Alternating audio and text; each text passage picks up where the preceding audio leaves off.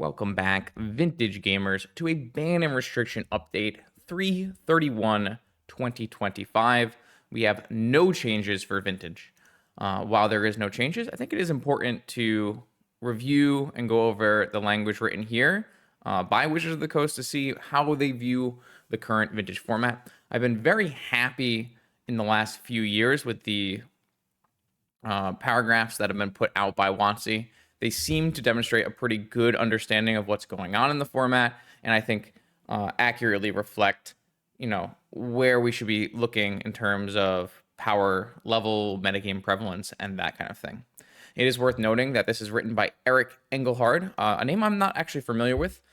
Previously, Dan Musser had been leading the charge, at least for the vintage section, but I know he has moved on past Wizards now to do other things. So we have Eric here writing the vintage section. There are no changes to vintage with this announcement, but there was a lot of discussion about one card and its place in vintage, and that is Lurrus of the Dream Den. That's basically where the discussion has been inside of the vintage community as well. There are some amounts of discussion revolving around things like stock up, but it's very early into stock up's lifetime in vintage, so definitely want to see let that play out before you start talking about that more. Last August, they restricted Urza Saga for a few reasons, one of which was the hope that it would reduce Lurrus's prevalence in the format by weakening decks, looking to utilize a toolbox of cheap artifacts. While Lurrus Saga decks essentially are gone and the diversity of Lurrus decks has increased, the metagame share of Lurrus the Dream Den has also increased over time. So we get to just check that out as a verifiable fact here, because we have this Magic Online Premier event data, and we can actually look. So if we were to look at, let's see, the amount of time between the Lurrus restriction and now is how many months? For 7-ish months. So if we were to look at the 7 months leading up to the restriction of Lurrus, we were looking at, of course, my old data is not formatted with the ability to pull Lurrus out directly. So we're going to have to do some amount of adding here. Let's say 19.3. I mean, unfortunately, I actually don't have Breach and PO pulled out their Lurrus versions. So a rough estimation of this looks like it's something more like 25 to 30% Lurrus Saga, probably closer to 25% Lurrus decks. Only 19% actual Lurrus Saga control decks. And then if we look at now, from the restriction of Urza Saga to now, we are looking at Lurrus decks at a almost 30% meta share. So yeah, slight increase, I would say, since the restriction of Saga of Lurrus decks in the format. However, I could definitely agree that the diversity of Lurrus decks has greatly increased. Right now, we're looking at three different controlling variants: Blue, Black, Esper, and Lurrus Deathrite Shaman, and 2 different combo variants, PO and Breach, and then a variety of other decks that people are trying out, things like Hermit Druid and Jeskai. Basically, the Lurrus Saga combo decks that revolved around Vault Key are basically out of the format now, but there are definitely some other decks that popped up since the restrictions. Lurrus was banned before for 9 months from 2020 to 21 under the original companion rule. Yeah, it was basically almost 100% of the metagame at that point and completely broken. It was the only power level ban in vintage that we've seen in many decades, and it felt necessary at the time. I would agree. Once the companion rule was updated, we unbanned Lurrus in the spirit of keeping as many cards as legal possible. This is an interesting statement, actually. I think one of the more important statements that you can pull out of this this piece. WotC has in the past said keeping a smallest possible ban list is not their priority. And I don't believe that has changed, but it's nice to see that they are thinking that vintage is partially about playing with as many cards as possible. So while maybe unbanning cards, unrestricting cards that are safe isn't like a priority, it is something that is part of the conversation, which is a good sign in my opinion. At the time, we said it was an experiment, and one, that they'd be willing to revert. They did say that in the initial Lurrus write-ups. And they had a discussion this time on whether that is still true. So basically a discussion of whether they're willing to revert it, whether it's still, basically all of these points. And the answer is yes. Lurrus becomes a significant metagame problem, we will ban it. So they are reevaluating if they would be willing to revert the Lurrus unban, and they are willing to revert the Lurrus unban. At the moment, however, we are not close to that threshold. The threshold of being a significant metagame problem. The threshold itself is, of course, fuzzy. Agreed. That's not exactly a thing that they've actually done before. A lot of times we know the threshold for something being too good of a deck. They have previously stated in other articles, win rates in over 55% for an extended period of time with high metagame shares. Those are things that we can actually cite. But the idea of like this Lurrus companion threshold is completely new. So they have to pick a number that they think makes sense. They're interested in seeing a staler metagame concentrated around a few Lurrus builds and an even higher metagame share of Lurrus to consider banning it. So I think for right now, what we need to do is look at what are these numbers right now and put them as not reaching some threshold to even figure out what the threshold is, right? So if we look at right now, we're saying Lurrus is 30% of the post-Saga metagame, and I would say you have, let's group Lurrus, Esper, and Blue-Black together for the purposes of archetype definition. I think they're different decks. I think there are enough different decks for metagame matchups and win rates, but not different enough to say they're different decks.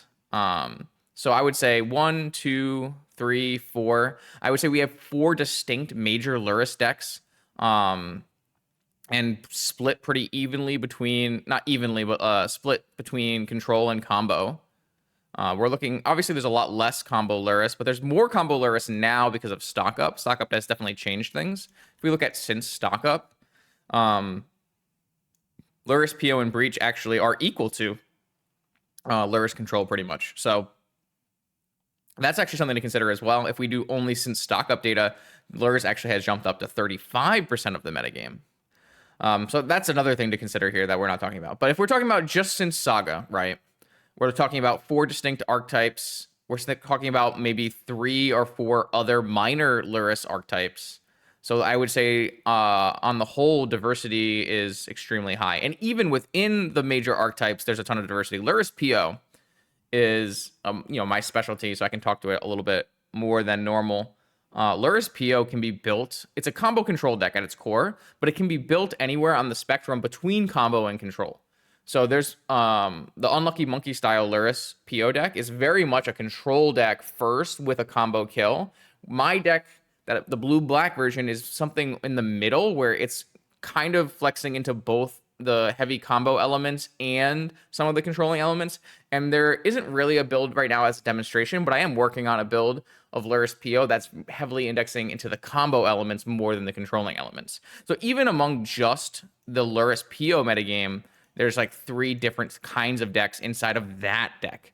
So I would say that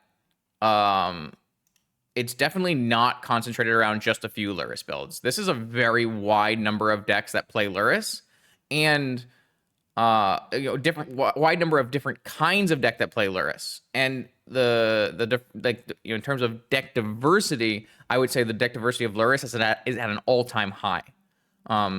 And so much so that I think I do a disservice by labeling this deck Lurrus, because Lurrus isn't really, it's not the main focal point of the deck. It's kind of just an add-on. We don't call decks ancestral decks or force of will decks. This is a glue card, but it is a companion, so it's always there. So maybe it feels like it's about, I don't know. I don't really know how to contextualize my viewpoint of this, but it doesn't feel like this is I feel like these are a Breach deck first, a PO deck first, a Frog / control deck first that happen to also play Lurrus. But I can see how, someone else might differ in that analysis. Either way, we certainly don't have a small number of Lurrus builds. As for metagame share, like we said, since Saga restriction, 30% meta share Lurrus. Since stock up, slightly higher, 35. Obviously, there's a lot less games played. If you do only since stock up, you're looking at a lot less games played. So we have 33,500 games since Saga, and since stock up, we only have 8,000. Though not a lot. So I would definitely want to see that and how it affects the meta share over time. Because I could see this continuing to go up if we see more Lurrus stock up stuff, and go down if we don't. So, and so what we do know is that 30 to 35% is not the threshold they're looking for Lurrus being too much of a prevailing metagame percentage. What is the threshold for being too much of a metagame percentage? I don't know. It's hard to get. It's hard to guess, because Vintage has like a lot higher metagame share tolerance than other formats. At times, we've seen metagames where the top deck is 20% of the metagame, and Vintage players are not too upset about that for the most part. But if you saw a 20% meta share at like a Pro Tour, people would be furious. So it's very interesting, because I do think the Vintage community has like a higher tolerance for not only one-sided gameplay, but also for polarizing metagames, just because of the way that the format ends up shaking out. So what would my number be? I don't know, maybe 50%. But even 50% of a metagame Lurrus, like, it doesn't mean it's 50% control. It could be 25% control, 25% combo Lurrus. And it also doesn't feel like Lurrus is like the main thing. Like, if the combo decks are split between being PO decks and breach decks, like, those are very distinctly different things as well. I think it's more going to be about feeling than it is going to be about a hard and true number, which is kind of how they run these lists anyways. So let's continue reading through this, and then we'll come back to that point. There are cards banned in Vintage, Dexterity, Subgame, Sticker, Attractions, and so on, and they are banned in all tournaments for tournament logistic issues. While the companion mechanic is not much of a logistical issue, yeah, it's very tame in terms of logistical issues, but you could argue that there is some amount of logistical issue. It has a unique interaction with Vintage and the restricted list. Because of this, banning in Vintage is on the table for a card with the companion mechanic. Basically, this is just a justification that says we don't ban cards in Vintage, but because of the companion mechanic, we would make an exception for Lurrus, which I think makes sense. They don't want the format to stagnate just to preserve the clarity around a rule that already has exceptions, the banning rule. So the rule is no banning cards in Vintage, but there are cards that are banned for logistical tournament reasons. So there's no reason to like say that we can't ban Lurrus because of this.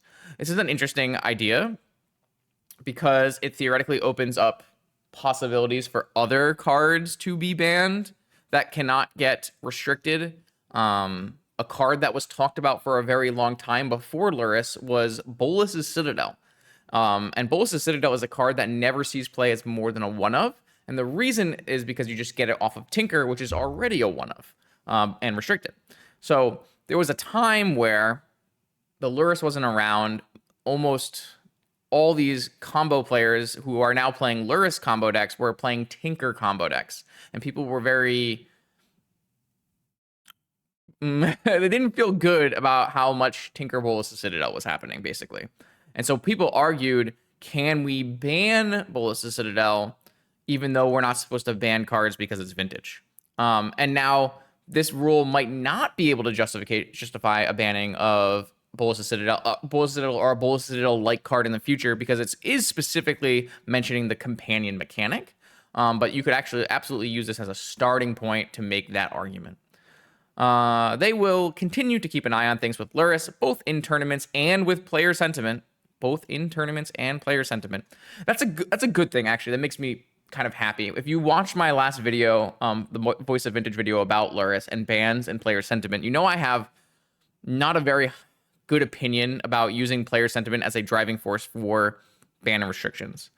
I think it's very justifiable to use player sentiment as an additional tool when making ban and restrictions, but I would really always like metagame data to be first and foremost. And to be fair, a lot of the talk in this paragraph was actually about metagame data, right? It was talking about metagame percentages.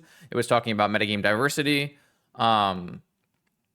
So I'm overall kind of happy that we have both of these in the same spot right here, where we're talking about both tournaments and player sentiment. And that does make me a little bit more optimistic about the whole idea of player sentiment and using it as a BNR.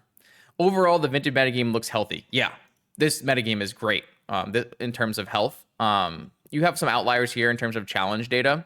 But if we wanted to look at something like really quickly, the showcase just recently happened. It was a 209 player event, one of the largest vintage events of the year. It's going to be probably close to one of the largest MTGO vintage events of the year, if not the largest. And the metagame data for this event is absurdly nice. Look at this data here. So among the decks that have more than 10 copies played, you have only one deck with a very high win rate, Beseech Storm. But even that deck was only 11 copies. It didn't even reach 6% of the metagame. So a 5% meta share deck. Everything that was above 6% of the metagame was within, nothing was above 51.5% win rate. All the top decks, all of the most played decks had around 50% win rate, with most of them being even below 50% win rate. I don't know if I've ever seen a metagame this balanced at the top, and honestly, pretty spread out among decks too. Like, there was no far and away most played deck. I guess when you add blue black and Esper Lurrus control, you end up with 45, but even 45 is not too far and away. We've had some metagames that were much more polarizing than that. You have a variety of decks played here at the top end with different kinds of Sphere Shops and Raker Shops. Those are two very distinct kinds of decks, even though they're both Shops decks. And then even Lurrus Breach, Lurrus PO. You have a non-Lurrus combo deck. So while, some old-time metagame favorites like Initiative, Jewel, and Doomsday are down here on the lower play rates, you're seeing a pretty wide variety of decks at the top end. This is very close to what I would say is like one of the most balanced vintage metagames of all time. And again, this is only one 200-person event, but I think it's a pretty good snapshot of what's going on right now. Definitely a little bit more churn and burn when you start to add all kinds of these 4 challenges a week. But even then, your highest win rates among like top meta share performers here, 53% win rate, very within range of being a good deck, but not a broken deck. So yeah, I would agree that the vintage metagame looks very healthy right now. It's also important to note that the metagame is in flux. Things are changing. I usually give these dates up here as major change points of the format. And so I have here the restriction of Saga, which is when this data sheet starts. But I've also added the date here for the introduction of Stock Up and Aether Drift. I do think that Stock Up is such a big metagame changer because, if you look at the difference between Stock Up here and this one, the biggest thing you're going to see is that Lurrus PO and Lurrus Breach shoot up in play percentage. Beseech Storm is starting to do a similar thing, where Stock Up is introducing some archetypes that have been playable but low play rate, and is pushing them to the forefront. So we are definitely in a period of flux where we're trying to shake out what the vintage metagame is going to look like in the coming months. Based on the recent results we've seen, the continuing presence of Lurrus doesn't seem to be stifling deck diversity or innovation. That is super true. I don't think that Lurrus... So, Lurrus does make it so it's harder to justify playing 3 drops and up in your deck. But I don't think Lurrus prevents you from justifying registering a deck that does have those cards. And I think Beseech is a very good example. Beseech Storm is a deck that profits heavily from the introduction of Stock Up, but it's still relatively new. It could fade away given time. Not that the deck itself is new, the deck itself is old, but the resurgence of the metagame is new. And that deck is not playing Lurrus. That deck could play Lurrus, which is a funny and interesting thought. But one of the more powerful things that the deck does is Tinker for Bolas Citadel. But I even have registered Tinker PO decks in 2 recent events because I thought that the upside of playing Tinker, Citadel, and Karn the Great Creator in my deck versus a field that had a lot of decks that were weak to Karn was worth foregoing Lurrus for. Now, I think it's a hard argument to make to say that playing, Mentor Karn, Tinker, these cards, Hull Breacher, Dak Vaden, those kind of cards. It's not an easy argument to make that you should ever play those cards instead of playing Lurrus, but there are reasons to do so, and I think they're close enough that it deserves a conversation. So, in specifically that sense, you could argue that, and this is like a thing that Joe Dyer likes to bring up over on Goldfish. That this is stopping you from playing 3-drops, which is I don't know if that's, I don't really put a lot of weight into that idea. So, but I think it's important to note. But overall deck diversity, like I said, is at I would say an all-time high. We're looking at not very many runaway decks in terms of metagame percentages. We're looking at a lot of different choices. And even especially of decks that do end up choosing to play Lurrus, you have lots of different choices. And then outside of Lurrus, like, you have lots of really good choices as well. You have multiple valuable approaches inside of shops. Combo control, combo prison, and like aggro combo, which I think is really, really awesome. And you do see people still innovating there as well. Canister just played like an Eldrazi aggro shops hybrid deck. So lots of cool things happening. And that's kind of my overall sentiment of the format right now. Cool things are happening, and we should see how it lands. I think there's an additional thing to talk about here that hasn't been brought up inside of this report exactly, and that is that Lurrus decks typically represent what the majority of Magic players would consider to be good gameplay. Now, what does that mean? Every Magic player has their own definition of what is fun. Lots of players, there are a significant number of players in Vintage who really enjoy playing Bazaar decks. There are Vintage players who really enjoy playing super aggressive combo decks like Oops All Spells, like Jewel. There are Vintage players who enjoy really heavy aggro taxing decks like Mono White Initiative. It's important that Vintage has a home for all of these types of play.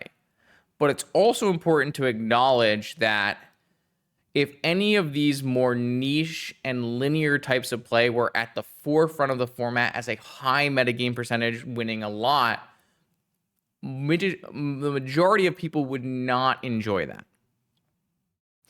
And traditionally, and from like a looking out perspective, most of these Lurrus decks are going to take longer to end the game. Not always a plus or minus, but they're going to promote gameplay that doesn't end immediately, which is a thing that you need to keep a track of in Vintage. Vintage has the power level to turn one kill you if it wants to. And I think it's important that, and this is more of a personal opinion, this is just how I view Magic formats. I think it's always best when the Delver style deck, the blue fair deck that is not combo oriented, is the deck to beat and at the top of the metagame. Now, I don't want that deck to be broken and doing too well, but when that is the deck to beat, I feel like it opens up a lot of room for these linear strategies to pick and choose holes to attack and for them to be less focused on. And I think it's very important that all of these decks exist, even if I'm not a fan of playing Bazaar or prison-based workshops or whatever. I think that Vintage is amazing because people who enjoy those decks get to play those style of decks. And so I really view Lurrus as a perfect metagame police where it keeps these more linear decks in check, but doesn't stifle them. And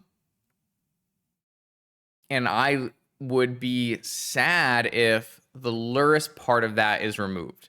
And why would I be sad if this Lurrus part of that is removed? I feel that Lurrus is a bit of a stopgap right now from many players registering Tinker Bolas' Citadel. We talked about that a little bit earlier in the video, Tinker Bolas' Citadel was a community pain point for multiple years, and people who didn't play during the pre-Lurrus unbanning era might not really realize that, but a lot of metagame percentage was baked into these blue decks that played Tinker Citadel that ended the game on the spot pretty consistently. And I wonder how much Lurrus is not. We've already established that Lurrus is not exactly pivotal to these combo decks, right? You can play Breach and PO without Lurrus. You're making a choice whether you want to play Lurrus or you want to play Tinker Citadel with Mentor and Karn. If you remove the decks that are control decks in this format are not really making a choice to play Lurrus. There's no one who's choosing to play Mentor and Dak Vaden over playing Lurrus.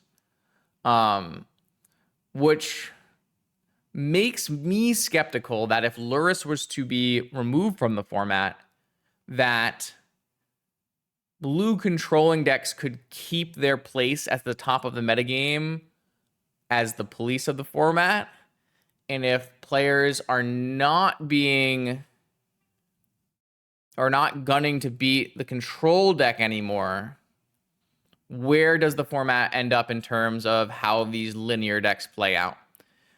We almost certainly would see a reduction in slower, more controlling decks and an increase in faster, more combo-oriented decks. And that's something I would be very worried about. I talked about that a little bit in the previous Voice of Vintage Lurrus video as well. And these are all just things to think about. These are not like hard and fast rules. These are not end-all be-alls. These are just discussion points when you start thinking about a card like Lurrus, which has been, I guess you could say, the focal point of having its eye kept on it for the last years. I don't know if we've had I don't remember the last time there was a vintage article blurb here in a banner restriction announcement that didn't mention keeping an eye on Lurrus. And I still believe that letting Lurrus sit and watching it for deck diversity, metagame prevalence, and win rate are all not only correct things to do, but like prudent things to do. And I think I kind of sum it up here with this little section from Twitter. Carmen had asked about how people thought about today's BNR. Carmen, one of the writers on this article. And I said I was very happy with the vintage section. And Christian here had asked me a question. And I said, they asked, would you ban Lurrus if you could, or do you enjoy it being a pillar of vintage? And I responded with, no, I would not ban Lurrus if I could.